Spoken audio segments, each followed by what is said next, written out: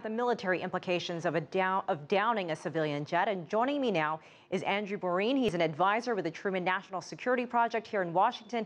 Welcome back to the show, Andrew. You heard what our reporter there was saying in Moscow, this speculation about the black boxes. Want to get your take on that, and how important is that, depending on who gets their hands on it? Well, I think it's absolutely vital. It's going to tell information not just about the communications that the pilots were having over the course of the flight and at the time of the tragedy. It would also, another system would reveal information about its altitude, its speed, direction, information that would be of high value in terms of determining what type of weapons system would have been needed to actually shoot it down. Based on early reports that it may have been over 30,000 feet. Only a very sophisticated surface-to-air missile system would be capable of doing that, not the man-packable types that you would normally associate with a separatist insurgency. So what happens when it's determined what brought the plane down, especially if it's tied to a particular group? How does that change the dynamics? Sure, and I think it's important to note that as recently as a few hours ago, on background, a Pentagon official here in the United States reported that the United States was confident that this airplane was shot down, and because of the conflict in the region, there had been intelligence satellites covering the area. It had detected a missile launch and detected an impact on an aircraft. Now, as far as an official statement, I don't think we've seen anything of that nature, but using that as the basis that it definitively has been shot out of the sky, I think it's very important that black box information be obtained in order to determine the altitude, and then furthermore, in terms of attribution, only a sophisticated system could do that. As recently as June 29th, these Donetsk Republic separatists had posted on their Twitter feed images and statements that they had obtained these Buk systems. It didn't say where they came from, but that they had them and made Twitter comments to the effect that they were going to clear the skies. This is not the first shoot down of an aircraft in the region. As recently as this week, we've seen 2 other attacks on Ukrainian military aircraft. So it is a tragedy, and it's the first civilian plane that's been lost in this, and hopefully the last.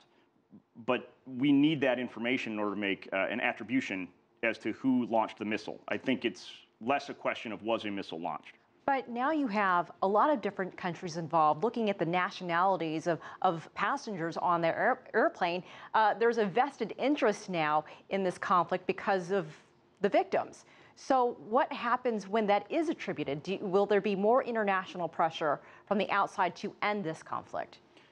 I would certainly hope so. And I think, as the president said, the world is watching the results of this investigation. And first and foremost, I think the world, all of the diverse nationalities on that aircraft that have been lost, innocent lives, mourns together.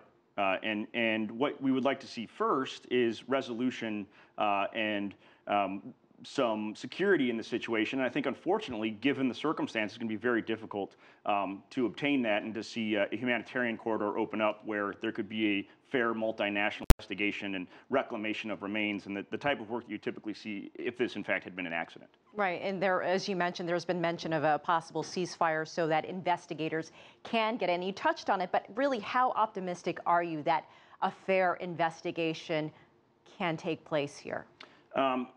I think it'd be very difficult at this point, given that the separatist rebels have already been on the site. We can all see the video of people walking throughout the site, accumulating debris, other items, and the fact that these very important evidentiary bases of the black boxes have already been announced to be on their way to Moscow.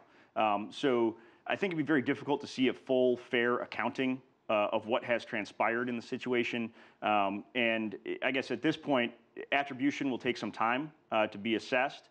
But first on everyone's mind is the fact that this is very sad tragedy. I know you're an attorney as well. What recourse, and maybe it's too soon to discuss this, what recourse do the victims' families have in this, seeing that this is something that happened in disputed territory? There are so many different nationalities involved. Also a good question. You know, in a traditional aviation accident, you know, victims and their representatives would have recourse through the airline, through the manufacturer, through other people involved with the flight planning, perhaps parts manufacturers and components of the aircraft.